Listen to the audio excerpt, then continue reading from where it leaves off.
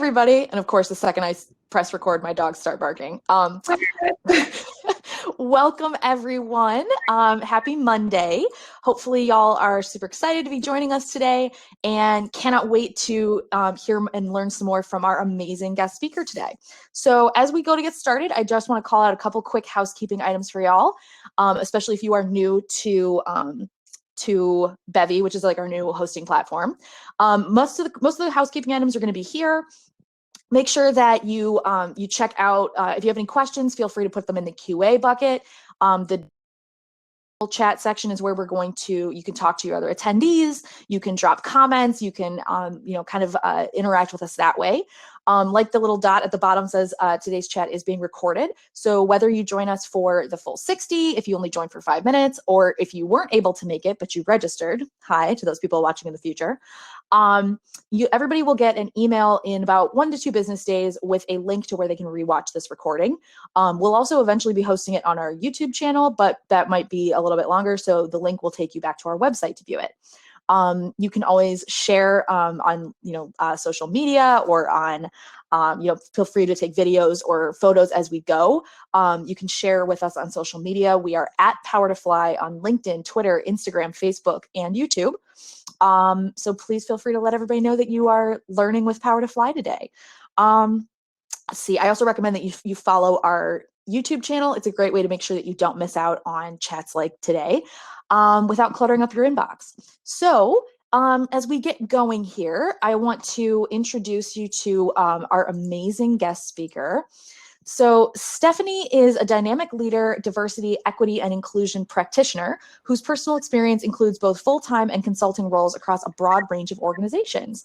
Stephanie's areas of expertise include diversity and inclusion, training and facilitation, leadership development, coaching, and strategic planning. Stephanie is the Diversity, Inclusion, and Belonging Program Manager at Cargurus, leading the company's DEI strategy and initiatives. She holds a master's in education from Northeastern University, a bachelor's in marketing from Johnson and Wales University, and is a certified professional coach. So welcome, Stephanie. Hi, welcome. Thank you so much for having me. I am so excited to be diving into this conversation and really looking forward to the questions and the opportunity for us to really think about this term authenticity and how do we redefine what it means and what we're asking folks to do, particularly underrepresented folks in our workplace. And so excited to dive in and get real. Awesome. Thank you so much for that. I'm seeing people saying that the sound keeps cutting out, but I'm not hearing a problem with it. So if y'all are continuing to have that problem, let me know and we can try and sort out the issue. All right, so before we jump into the questions here, Kristen's saying it sounds good. So Karen, I'm so sorry if you're having an issue, but you can always check out the recording later in case you're not able to kind of piece together how it's all working. So before we step into our questions, I do want to highlight real quick that Cargurus is hiring. So actually, when I was still a talent sourcer, Cargurus was one of my accounts. So I'm very familiar with their model or their business model and the kind of energy and culture that they bring to the table. But I just want to call out for anybody that maybe isn't familiar with Cargurus, a couple of the great things that you can check out. So I'm going to drop a link here in the chat in just a second, and it's where you can check out Cargurus page on powertofly.com. So it's going to look like this. There's information, or there's tabs where you can check out information about the company, look at some of the upcoming events that they're going to be a part of, like these chat and learns, our virtual career fairs, or our diversity reboot summits that we're having mini summits every month. The next one's in April from the 6th to the 9th. So make sure you sign up, as well as their open jobs. So if you go to this page because you're interested in working for Cargurus or working with them or want to apply, awesome. At the upper right-hand corner of this page, you'll see a big pink button that says follow. Definitely click that if you're interested in Cargurus, especially click it if you want to apply, but there's nothing really listed that would suit you right now or nothing that like sparks your interest. This puts you on their follow network, and it makes sure that you are alerted every time they post a new role. So that way you don't have to worry about missing out on anything. Like I said, I'll throw that link into the chat here in just a minute. So Last thing I want to go over before we start is some of the principal questions for today's conversation. So a couple of the bigger bigger issues we're going to be talking on are: what if you don't want to bring your authentic self or your whole self to work? What does it really mean to bring your full self to work, and what are the benefits and trade-offs? And should companies be redefining the vision of authenticity at work? So to jump into these questions, let's get started, Stephanie, with the first one. So this person had wanted to know, let's see here, hold on, let me stop sharing my screen. There we go. So this person had written in asking, how do you embrace your culture while being professional in the workplace? So what would you say to this person? Right. I think first, before I get started and dive into the questions, I wanted to sort of name and own how I enter this space, right? So I have over a decade of experience in equity inclusion in the for-profit, nonprofit sector. I am Haitian, I am Black, I am a woman, I'm a mom, a wife, a sister, a daughter, right? So I have a lot of intersectional identities. And so my views today are based off of my experiences, my background, which is going to be different from others, but it's my truth and how I choose to show up today. And so I always want to start with letting folks know that it's my experience, it's my truth. And so you may disagree, you may also have a different opinion, but I think that's okay. And that's how I'm framing and entering this conversation. And so to talk a little bit about this conversation or this question around, right, like how do you embrace culture? And I think there was two parts to this. How do you embrace your culture of being professional? How do you sort of navigate the nuance of this? How do you be your true self? What is this all about? And so for me personally, right, I am who I am. I was born this way. This is how I'm going to leave this earth. And when I think about entering the workplace every day, I reflect and think about how do I want to bring myself? And this question of, do I bring my full authentic self to work every day?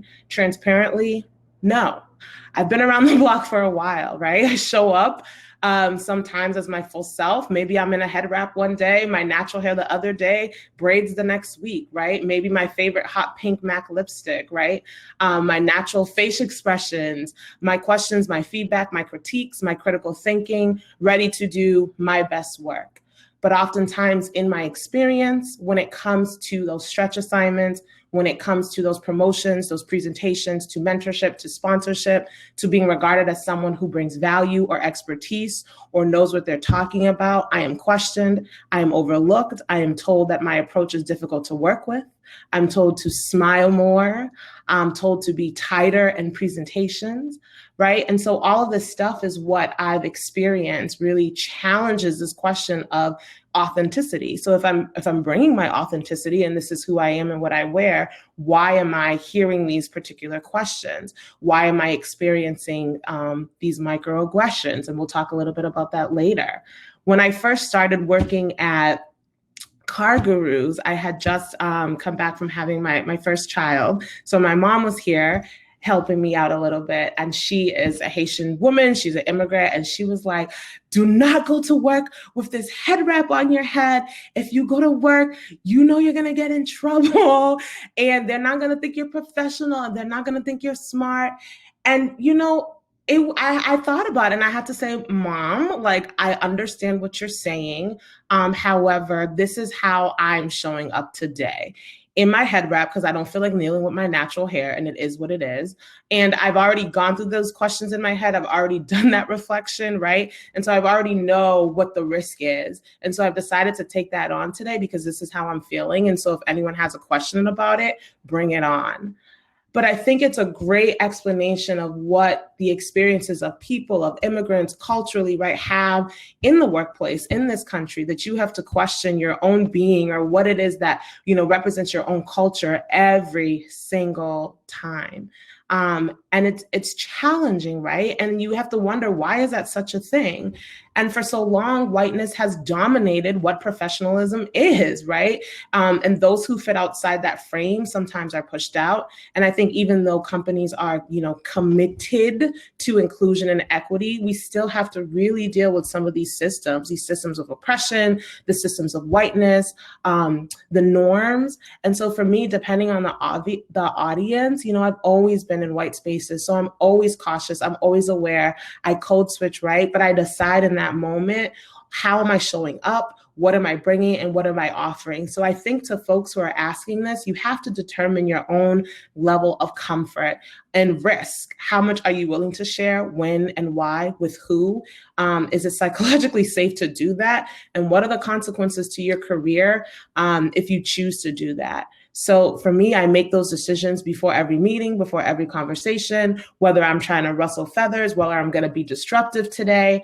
And it can be exhausting, but in order to protect my mental energy, or depending upon my professional goals in that moment, I have to be very strategic and choose that right strategy for me. And so that's how I've learned how to navigate these spaces without losing my mind, frankly.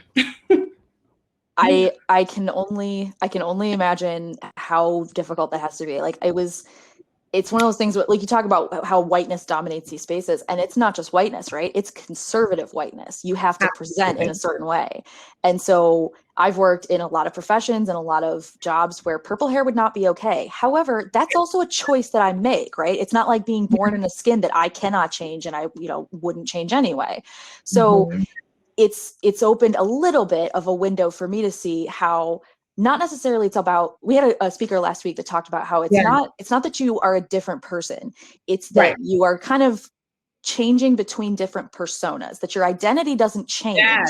It's just, are you professional Stephanie, or are you, family Stephanie, or are you best friend Stephanie? So it's the idea of, the code switching ideally shouldn't be required of people, but if it's a manner of moving in between super friendly, outgoing, and maybe a bit much versus professional and showing somebody that you can be responsible, hopefully there's not too much of a divide there, right? Because you shouldn't have to be completely erasing who you are to be seen as professional. Absolutely. Yeah. Oh, well, thank you so much for talking to us about this. This is like really great. I'm super excited for a lot of these questions that are coming up. All right. So you mentioned code switching a little bit. So can we talk about how maybe if you started out your reputation or you're ingrained at a company and you started with code switching and you want to either walk that back or stop doing it entirely? Would you like to address that at all? Like maybe like processes or steps somebody could take? Around code switching specifically? Like code switching or feeling like you can't show up with your natural hair. You can't show up with, with braids. You know what I mean? Feeling like you've been towing a certain line, but it's also, like you said, like you have to look out what's best for you psychologically, or what's best for you. So I think for that, I personally have made a shift in how I talk about this. And I do think companies and organizations should really redefine how we talk about authenticity, or how we're asking folks to show up. I think I was at a session or some training a few weeks ago, and I think that's where it really started to get me thinking about this notion of authenticity. And is it really rooted in power and privilege, right? Because it's easy to be your authentic self if everyone around you looks like you, adopt some of those values. But when you're outside that grain, it's really challenging. And so I wonder, can we really reframe to ask folks to bring their best selves to work, right? And maybe what does that look like? And today that might be, I'm here on Zoom, but I have my daughter with me and it is what it is and I'm doing my best.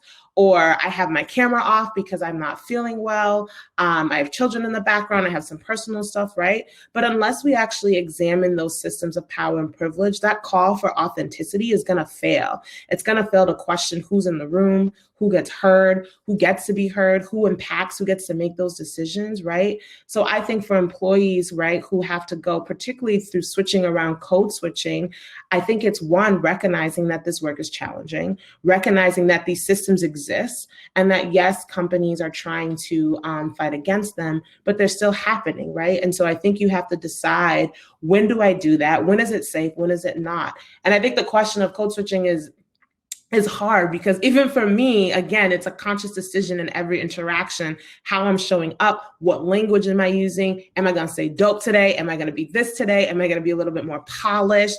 right? And it always depends upon your audience. And so unfortunately, I don't think code switching is going away. I do think that folks are more cognizant of it. I do think that companies are trying to be thoughtful and inclusive, but I think because we have such historic entrenched cultural norms that are really, really entrenched in our way of thinking and being, it's going to take time.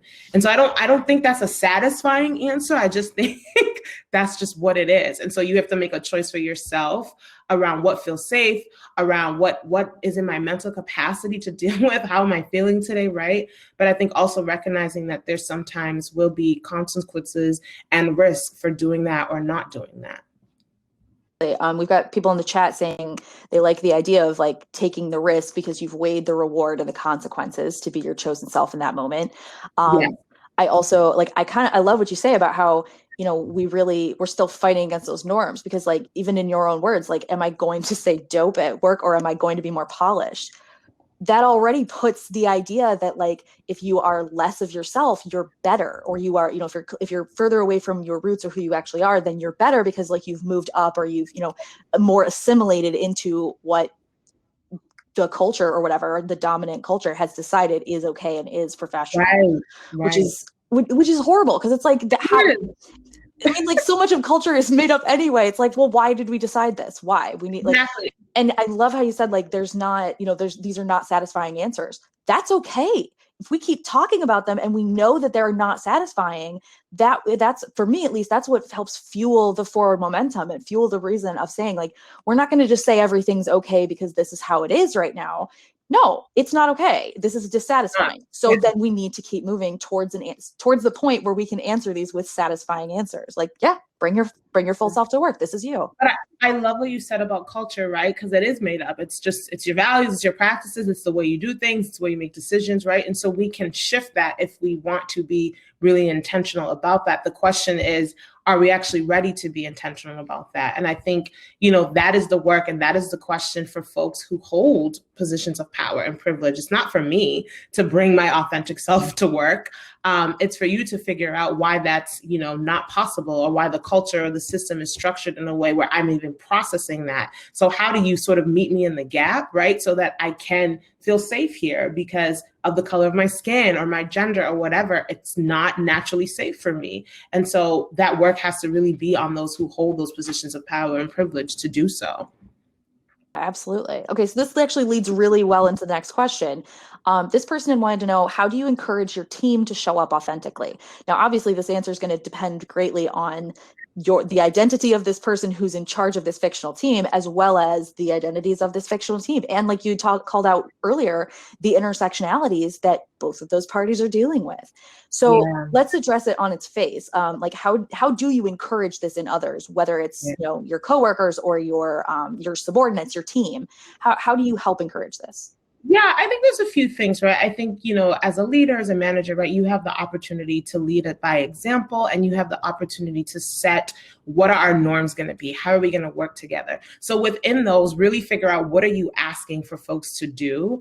Why is, you know, bringing this authenticity important? And is there some framing for bringing your best self? And as a team, collectively defining what that looks like. How do I message, this is what I'm going through? Or how do I not message that, but maybe just indicate, hey, just have some stuff going on, and you can take that at face value, right? And just like trust that that's what I have going on without me having to divulge like my full authenticity or whatever I'm experiencing. And so I think it's one about, how do you co-create like norms and practices together as a leader? How do you lead by example? How do you rephrase what you're asking people? Because sometimes folks may not want to bring that full authenticity, like who I am, Stephanie Lubin, and what that may look like 9 to 5 and after 5. You might not want to see that after 5. So let me just be who my best version is at work in this moment, doing my best work, right? And really contributing thoughtfully, intentionally to our goals, to our product, and to the work at hand. And I think, again, I say, particularly for those employees, right, who come from a place of privilege, you know, I encourage you to think about, how do you close that gap between what you say and how other folks are treated and able to show up? So change decisions, make working across racial cultural norms a part of performance management, a part of our competencies, a part of our values, a team norm, a part of learning. When you're doing product design, really center and start with equitable design, and underserved folks, creating responsive people systems, right, that deal with race, justice, inclusion, talking about psychological safety, right? These are all ways that you can embed some of this culture to start to make that shift to allow people to show up in a way where they can do their best work. Like you said, it's very important to start talking about these things, because so much of, especially if you look at maybe like corporate culture within America, or even just professional culture in general, it feels like it's a lot of these unwritten rules, right? It feels like if you show up and like, I mean, I can't tell you how many jobs I've had where I was worried before work started about what I was supposed to wear, because as a, like, I was especially this one job I held was as a I was in manufacturing, and it was crazy. And so I was forced, kind of torn between office appropriate versus on a production floor. And not only did I need to be appropriate in the office, but I needed to be taken seriously by people in the warehouse and on our manufacturing floor, where I was one of 6 women in the entire building, and I was the only woman that had a desk in the front office. So you get torn between these two worlds, where you're trying to, process these very unwritten rules of what's professional and what's acceptable and what will, garner you respect, and what shows you're capable, versus, with the entirely separate but entwined, place where all of those rules are completely different. Absolutely. And plus you have people, go ahead, sorry. Yeah, no, and then we have to question, right? We already know, we talked about, right, systems, power, privilege, historically, right, how corporations were set up.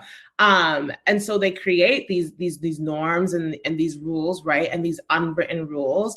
And so how do we recognize that that's what it is? And then how do we be intentional to work against that, not force people to assimilate to the unwritten rules, because that's actually counter to what we say we want to do or what we say we value. And I think that is a huge challenge I've seen across different organizations, clients and stuff that I've worked with folks. It's really challenging. Have to identify what those rules are and then see what's working and what's not, because most likely a lot of what you're going to be encountering is stuff that needs to be shifted or needs to be gotten rid of, because it's not helpful to anyone, let alone the people that you are trying to bring in. You're trying for true representation, so you need to make a welcoming environment for these people.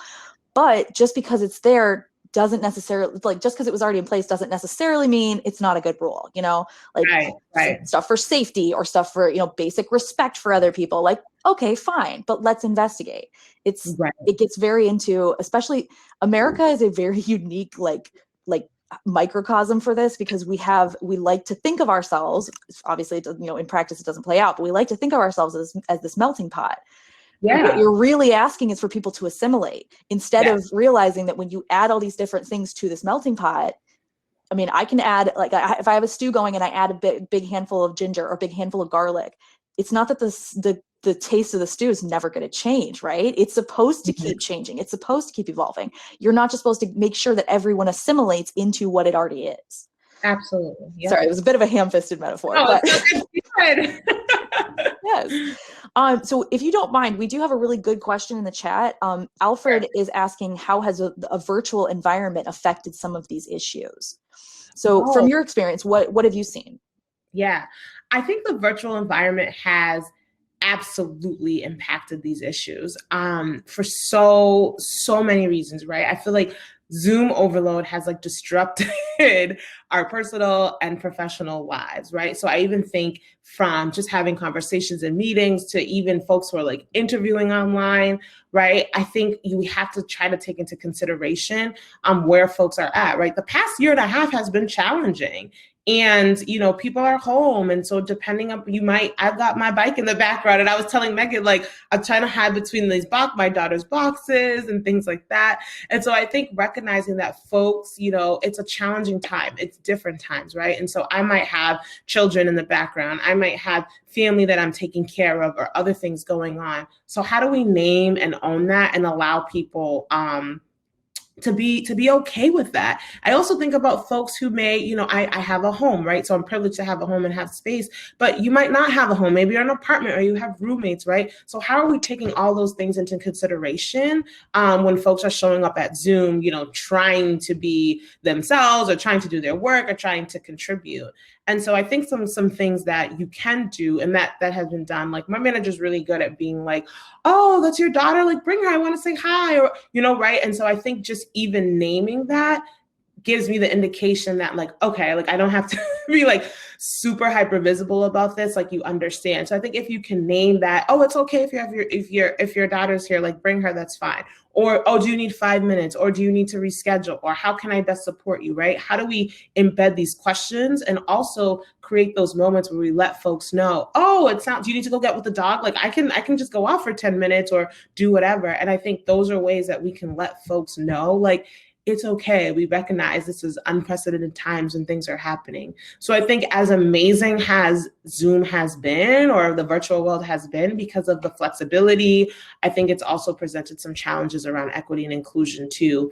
And I mean, I've gotten, transparent feedback about facial expressions or smiling. And I've talked, and, that can be challenging because I think oftentimes Black women in particular are regarded for their facial expressions, like resting B-face, we've all heard it, right? Or how they look. And I'm like, I'm just like really into what we're talking about, but okay. And oftentimes women get that feedback to smile. Like we would never tell a man to smile, right? And so how do we be thoughtful and intentional and also self-critical about the spaces that we're creating and the barriers that we're enhancing just from being on Zoom or being home in this virtual space? Absolutely. I think a lot of it, for me especially, I saw it because I've been remote for like 2.5 years now. So the shift into quarantine was not quite as noticeable for me, but it also opened up for a lot of other people. Like I had people joining these chats, not from their offices, not from their cubicles, they were joining from their houses. Mm-hmm. And it was definitely something that got repeated a lot, especially early in quarantine, where it's like we're all in a flood, but we're not all in the same boat. So nope. And for so long, I feel like, especially if you are a woman, especially people of color, especially if you have maybe a disability, like highlighting the thing that makes you different from everybody else is absolutely seen as a liability, because you want to be treated like everyone else. You want the same opportunities, the same respect, and highlighting or cracking that door open to say, well, I'm not actually like everyone else. This is why.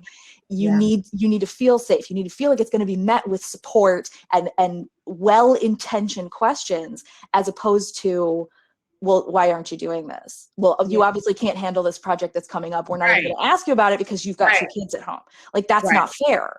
So, and so we have a question further on this that I really want to try and get to. So I won't pull us out of order. No, I wanted to share too that I think this just happened. My sister-in-law, she lives in Canada, but she is a director of HR. So she runs HR for this big company. And we were having this conversation. She's like, my camera's never on. It's always off. She's like, because when it's on, people got something to say about my facial expressions, this. When it's off, I'm just like, oh, my camera's off right now. And like, I'm just regarded for my work and able to do what I have to do. And I don't get those same interactions. And so I think it's real. It's really real for people. Yeah, it's like the ultimate like blind resume, remember? Like there was a lot of people saying like, I mean, it's wild. All right, sorry, I'll try and stick to our questions because they're wonderful. I want to make sure that, people get to hear from you. Okay, so this next one is talking about how do I fit in at my company without losing my true self? And it goes kind of hand in hand with the next question about what are the benefits to opening up your full self at the workplace and what are some of the downsides to it? Yeah. So I think answering that first part, I think first, right, we have to just be very honest with ourselves and recognize the truth. I believe that our companies, they want us to bring our authentic selves. We see it in the vision statement.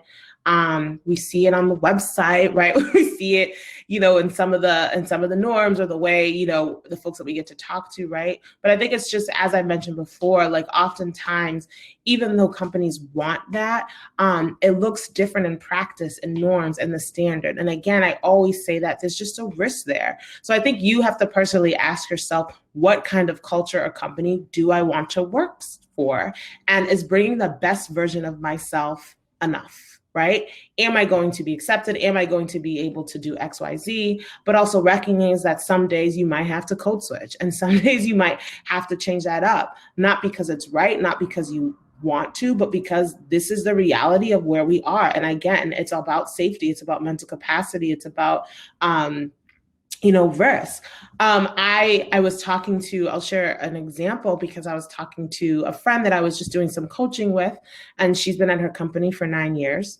And she wants to look for a new role, but she's complacent. She's really comfortable. She's like, I know my team. I have flexibility. I can bring my full self. So of course I was like, let me dive in here because that's what she said. And so I was like, tell me more about your team. Like, let's talk about this. And so as we're having questions and we're diving in, right? She's the only person of color. She's the only Black woman on her team. I was like, let's go. And her team small, it's like 9 or 10 people. I was like, oh, let's go through all your colleagues and let's like kind of go through. And I asked certain questions about like mentors and roles. All of her colleagues' roles have changed. Everyone has gotten a promotion, a job change, more money, an internal mentor, stretches of his conferences. And so she's sitting there realizing like, oh, like I thought I was fitting in. I thought I was a part of this like culture thing, but right under the iceberg, opportunities were passing her by. And as she had to start to dissect and look at that, it's like, well, I'm the only woman here and I'm the only person of color and Black woman here. And so really had to start to ask these questions and be deeply reflective of like evaluating those norms. What is happening around you? Like I told her, like, sis, you're in the sunken place. Like you've got to move on, right? You've got to figure out how to work within the system and press against it, right? And so it's challenging because you don't want to let yourself get lost, but I think you have to, and sometimes we conceptualize, like there's this article around, particularly around people of color being like super hyper visible or sort of flying under the radar, right? And so we play this balance of being super hyper visible versus am I just kind of under the radar and being safe so that I can do my work and not be like too ahead in the scenes, right? And so for me personally, in my mind, fitting in isn't the goal. The goal is to really look, and it's going to look so different for each one of us. And I think we have to balance holding on to our purpose, to fighting these systems and maintaining our mental peace. And every day it's challenging. And on every day it looks really different. And again, I know these are really not satisfying, challenging answers, but it's what it is. Also highlights how, especially for people like myself who don't have a lot of the intersectionalities that would make these things difficult for us or that would highlight problems in the workforce. That's why it's important that if you are not suffering under the status quo, you should use that privilege and use that lack of pushback, use that place of privilege to help make things easier for the people who are having a problem or having a hard time. It's one of those things where it's a responsibility that you need to have. Oh, absolutely. And I think just to kind of go into that second part of that was like, well, what are some of the benefits? What are the downsides? Which I think we've already started to talk a lot about. But for me, just sharing like the benefits are going to always depend. It's on the context. Like, who are you talking to? Who's in your role? How much are you able to influence? What's your position with the company? Is it just your colleagues on your team? Is it your manager? Is it your executive team, right? And so for me, I've just learned how to be really thoughtful and strategic about bobbing and weaving, right? And so there's certain people that I'm going to be more real with, depending on our relationships and my perception of someone, that I can be that self. And that's not a quick process. It's not easy. And it's definitely taken me a lot of time in my career to get there. And I think the downsides of that is that it's mentally exhausting. It can be confusing. It can be compromising to folks' careers. Sometimes if I'm too real, I'm labeled aggressive. If I present differently or bring a different way of thinking, then my approach is now difficult. I'm now difficult to work with. And so, it's hard to balance and hard to find those clean-cut answers because I don't think they exist. But I think you have to just recognize, for me personally, like what I've done is every interaction, every meeting, every presentation, I prep myself. Who am I talking to? How much am I going to bring? What's my body language going to look like? Am I on Zoom? Am I not on Zoom? What words can I use or not use? All of this is so tiring. Imagine if we were able to actually show up authentically, to bring ourselves, right? Wouldn't that be nice? Would it, to not have to constantly go through this process? But I think as our companies are shifting, as we're putting in those policies, as we're really pushing against the status quo, I really, really hope, for my daughter's sake, for her future's sake, that companies will really start to shift this and really start to understand this. But until that happens fully, I think you've got to like pick and choose depending upon the moment and the situation, and what the potential outcomes can be. Yeah, I think that's a very good point. Okay, so our next question kind of deals in the same area. So I'll read it, and if you feel like we've kind of covered all of it, then we'll move on. This person had asked, can you speak to navigating professional authenticity in the interview process from LinkedIn to Zoom? This person says, I don't want to have to squeeze my identity once I'm actually a team member of this company. So just to highlight before we get into Stephanie's answer, when y'all are interviewing with these companies, you are interviewing them just as much as they're interviewing you. So asking questions is important, but listening to the way they answer is also important, because if you're not getting the answers you want, that's a thing to note. But also, if you push back on that, saying, oh, is that really how you guys handle that? That's kind of surprising. Seeing what their response is once they're challenged on this, whether it's like, well, this is the way things are, or if it's, that's a unique perspective. We'd love to have, we'd love to shift this if the, if the, let's say like the program we have in place is not helpful enough or something like that.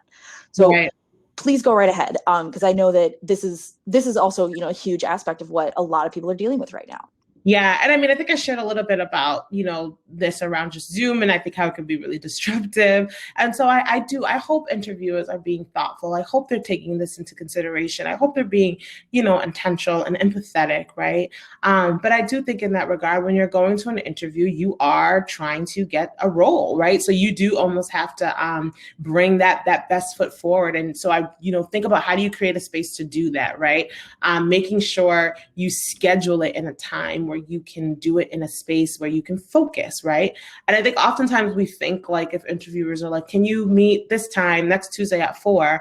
I've said that, I'm like, no, I cannot. I can meet XYZ times, right? And that's okay to do. You're not going to lose the job in the process.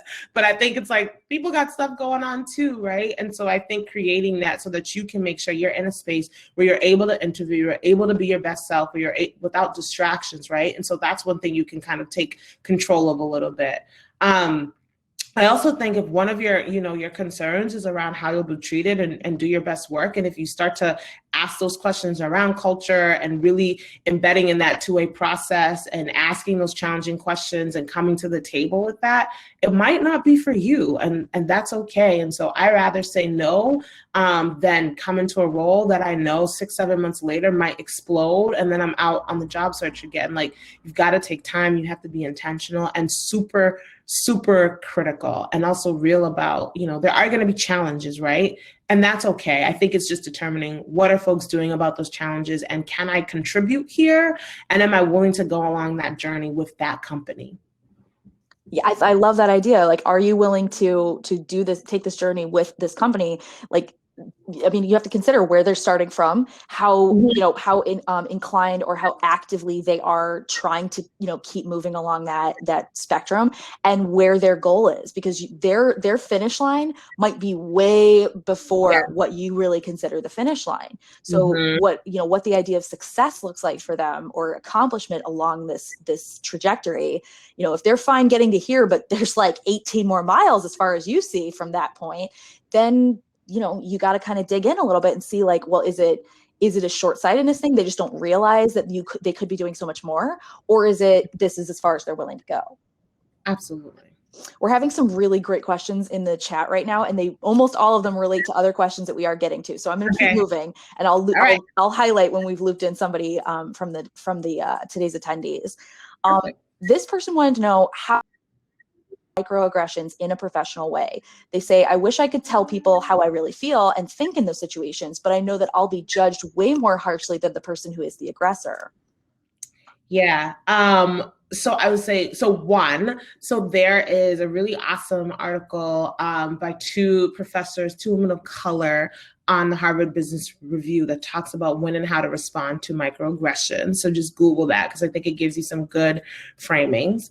I think secondly, right, just for folks who don't know, just like defining quickly what a microaggression is, right? It's sort of those everyday, subtle, like intentional and sometimes unintentional interactions or behaviors that can communicate a bias toward, historically marginalized groups or underrepresented groups of people. And so, for example, for me, I've had folks, in public, pull my hair, touch my hair, and ask me if it's real.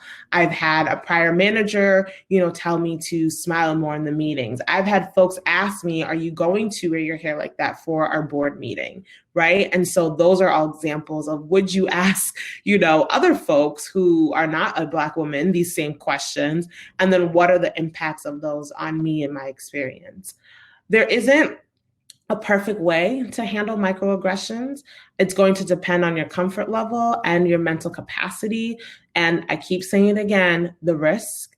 But there are 3 ways, and this is actually from that article that they talk about, like how you can sort of respond to microaggressions, right? You can let it go.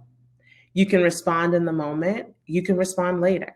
And sometimes letting it go is like the best thing for you to do emotionally. Because dealing with it sometimes can just be triggering. And so oftentimes, for me, sometimes letting it go is just what I have to do.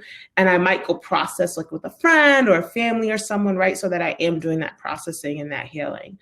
Responding in the moment, calling it out, explaining what happened, but also be aware of what the impact of that can be and how you approach that and how that other person can perceive that, particularly if maybe it's a manager or a leader, right? There's some challenges there. And sometimes responding later, right? Maybe in the moment isn't the good time because maybe we're at this really big public meeting or event. And so you might not want to call someone out, but you might respond later with a conversation, right? Or an email to set up a meeting depending upon your relationship with that person. And so you have to decide when and if it's safe to respond because again, there's impacts, particularly if you are the receiver of microaggressions. And so for me personally, oftentimes it really depends on how I feel. I may choose to let it go. In the workplace, again, it depends on how I feel and, what my relationship it is. I may choose to do that. In public, when people are pulling my hair, I go off. So I definitely respond in the moment.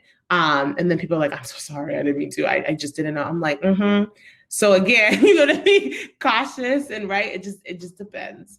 Well, and it's one of those things, especially with the hair thing, like you're like at what point in like professional society is it okay to touch someone else? In general, it's not. I mean, the idea, granted, it is not at all the same thing, but it reminds me of an experience I had at a prior company where when they would hand out bonus checks, right? And they would go like department to department doing it. And the president of the company would do it. And you had to shake his hand and like take the check. It was this whole big dog and pony show. But if you were a man, you shook his hand and took the check. If you were a woman, he wanted to hug you. And I was like, first off, I don't particularly like you as a person. You're my boss. That's great. You are paying me. Awesome. But I don't need to hug you. And I don't need it to be understood or assumed that I will hug you just because I'm a woman. Like that is a bridge too far. So yeah, you have to kind of decide what, in the moment, it was not a hill I was willing to die on because embarrassing this person or potentially in front of all these people was not going to get me the results I wanted.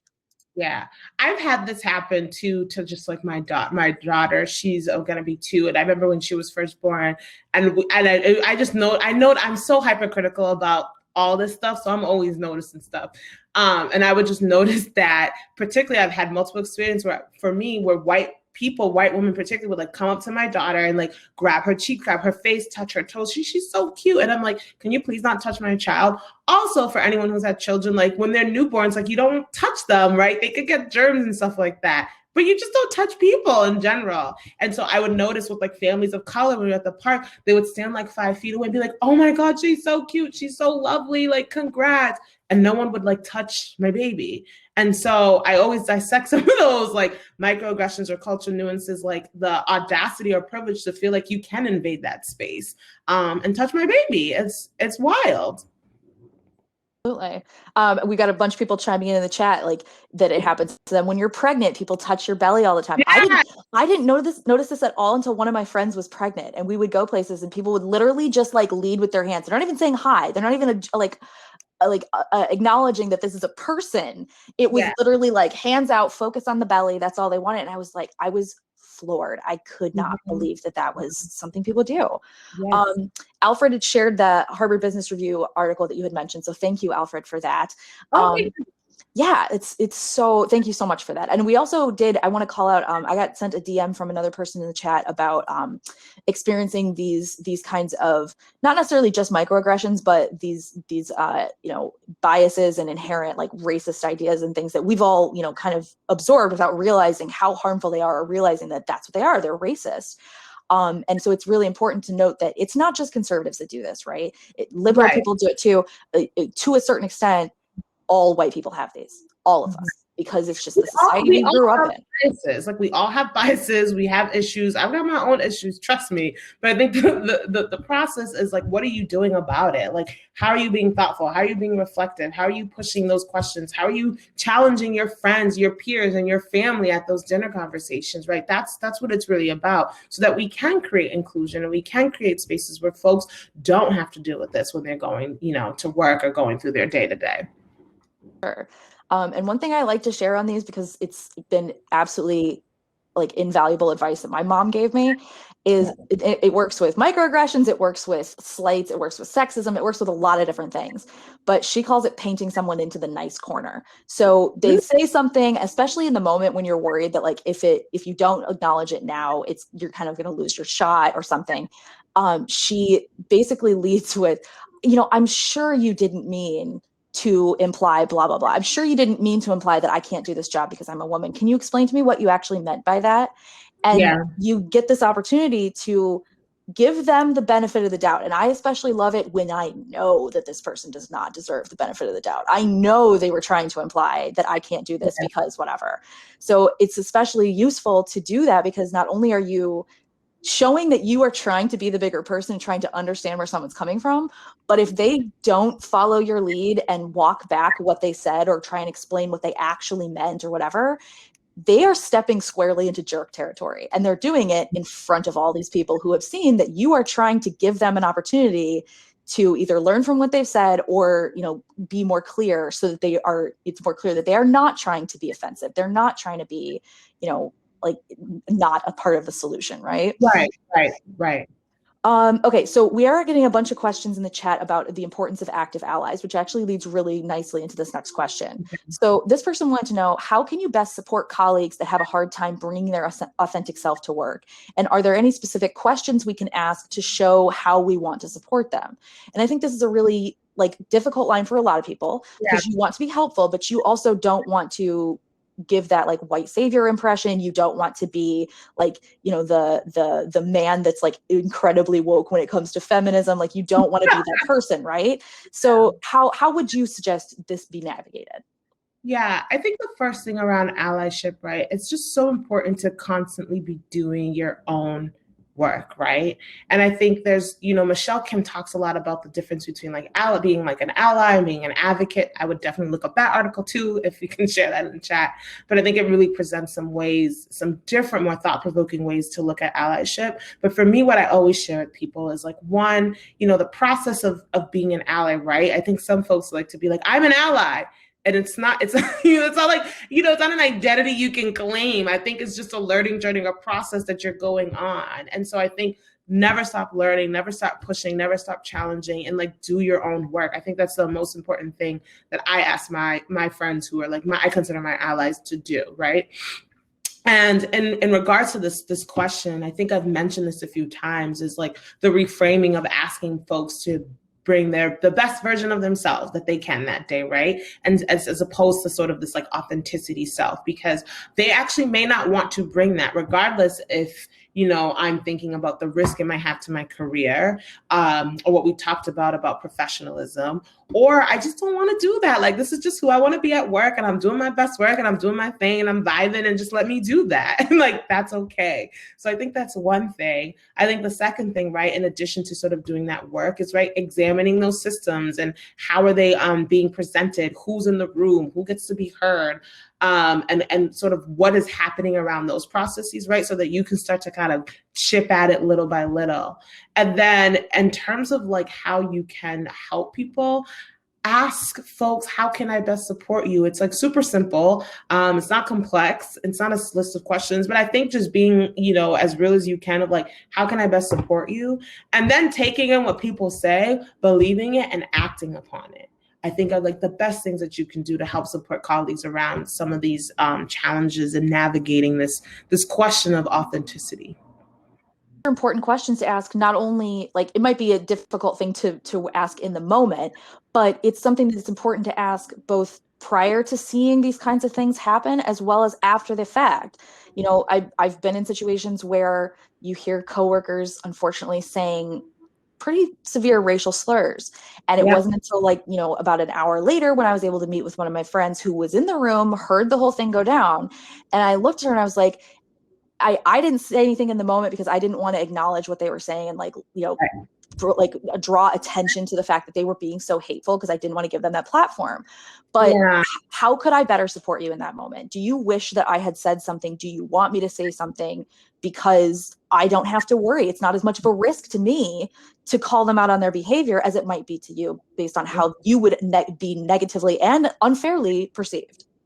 Also, that's awesome. And I think also in addition to that, what we have to recognize is that people are unique and different, and not, Black people, Latinx people, people who are LGBTQI, we're not monolithic, we're not all the same. And so, yes, you might have to do some work, because for you versus someone else versus somebody else, like they're going to have a whole different type of experience or nuance or how they want to be supported or perceived. And so it takes work. Absolutely.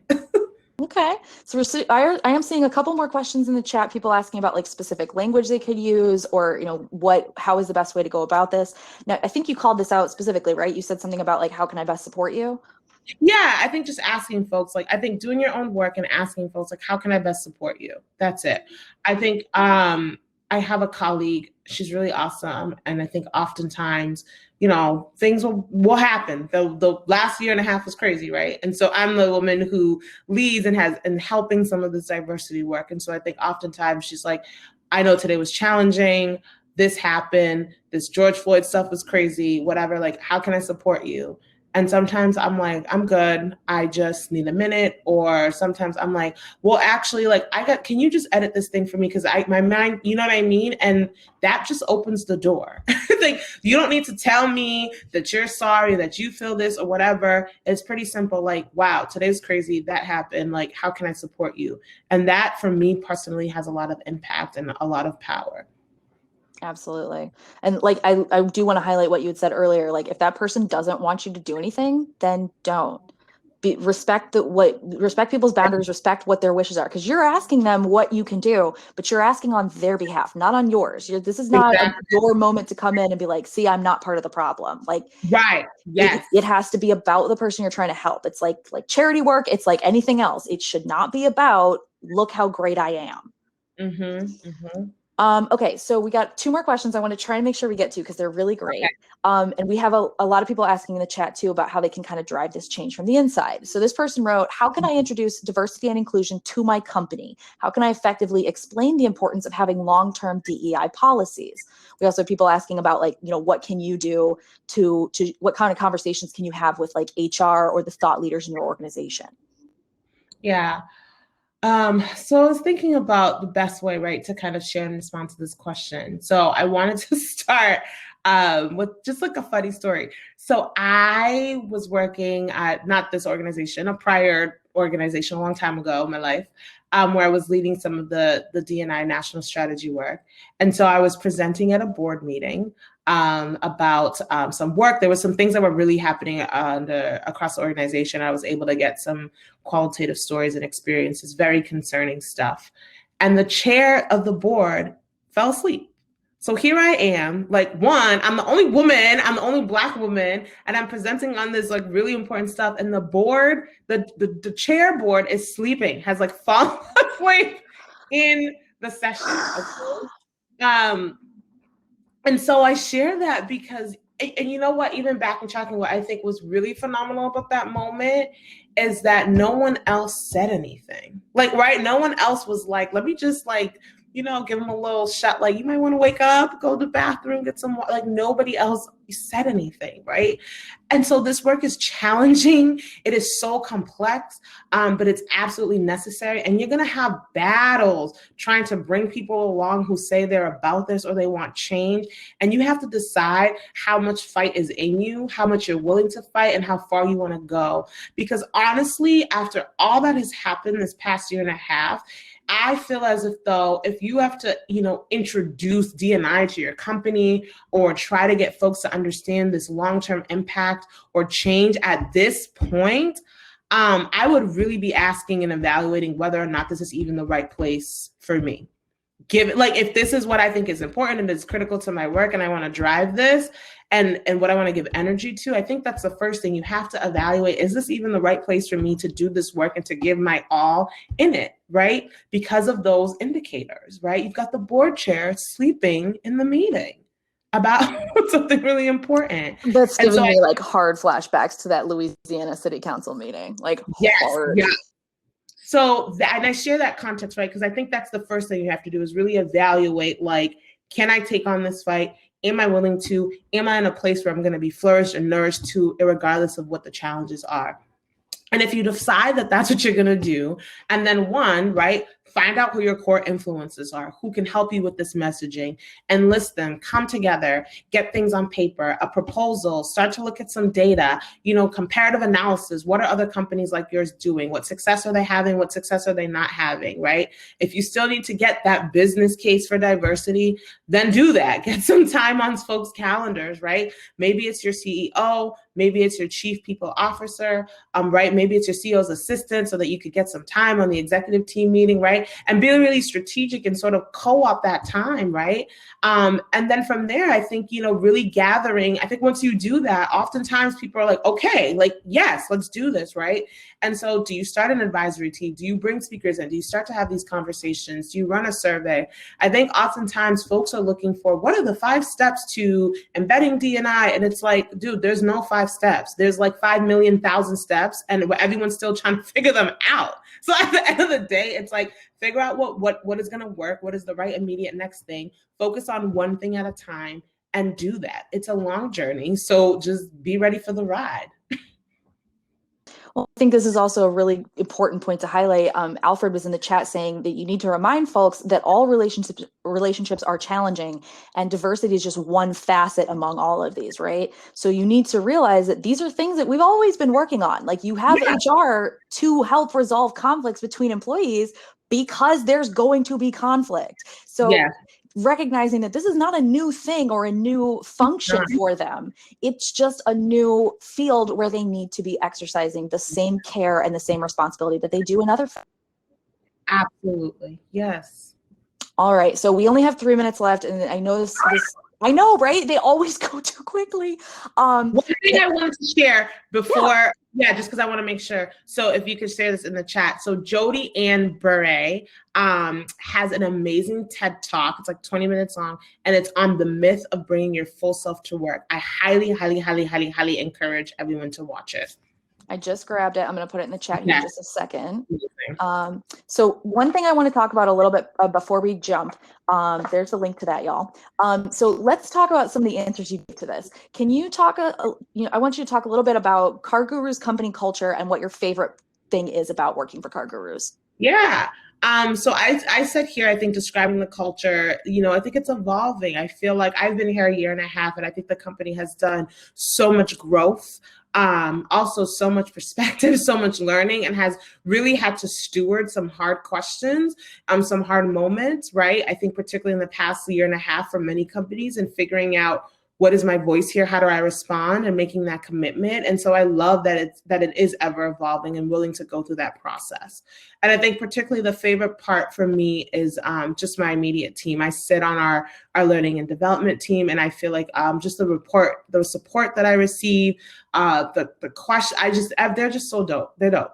And so I really, really, really enjoy my team, and feel that they are very supportive and very intuitive, particularly around just like some of these nuances and challenges. And so I'm very appreciative for that, because I've been at some places with some not so good teams. So Well, that's great. I'm glad that you have that support and you have that relationship with your company as well as your coworkers. Mhm. I'm going to leave this slide up for just a minute. These are some of the open jobs at Cargurus. I've also submitted or thrown that link back in the chat where you can follow their page on Power to Fly. One thing I did drop that I do want to highlight before we go, just because this has been such an amazing chat. We have our upcoming Diversity Reboot virtual mini summit happening in April. It's the 6th through the 9th. The theme for this one is elevating Black women. And I think it's very important that people who not only do Black women attend this to kind of get that support that they need, but also people who want to be supportive. People, if you are in an ally or an advocate role,